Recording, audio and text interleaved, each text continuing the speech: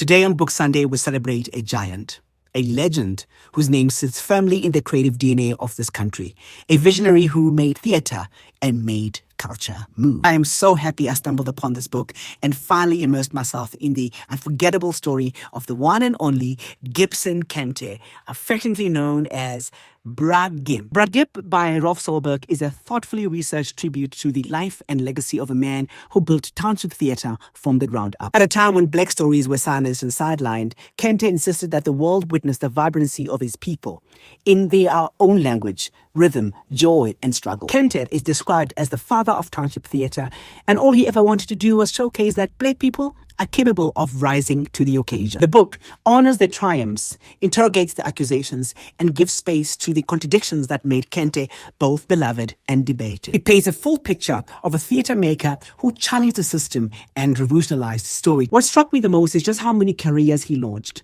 how many performers he shaped, and how many communities he touched. It was such a beautiful treat reading this book and reliving some iconic spaces like the DOCC in Orlando East and Mufullo Hall. I was also deeply touched by how, in the midst of apartheid, there were indeed some incredible humans who fought back with creativity and courage to entertain and educate through their craft. People like Brad Gimp, who believed we are more than what the system wanted us to think, that we deserved theatre in our townships.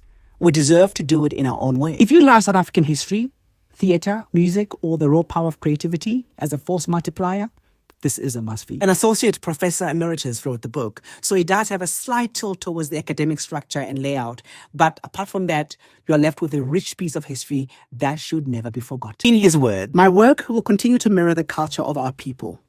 People must walk out of the theatre proud of what they see as truly theirs, their stories, their songs, their dances, their lives, their mannerisms, their vitality.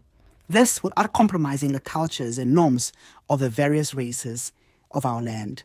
Theatre must be pure and unadulterated, and people must be themselves to be South African. Thank you, Brad Gimp, for insisting that we see ourselves proudly and for showing us that it can be done. Happy Book Sunday.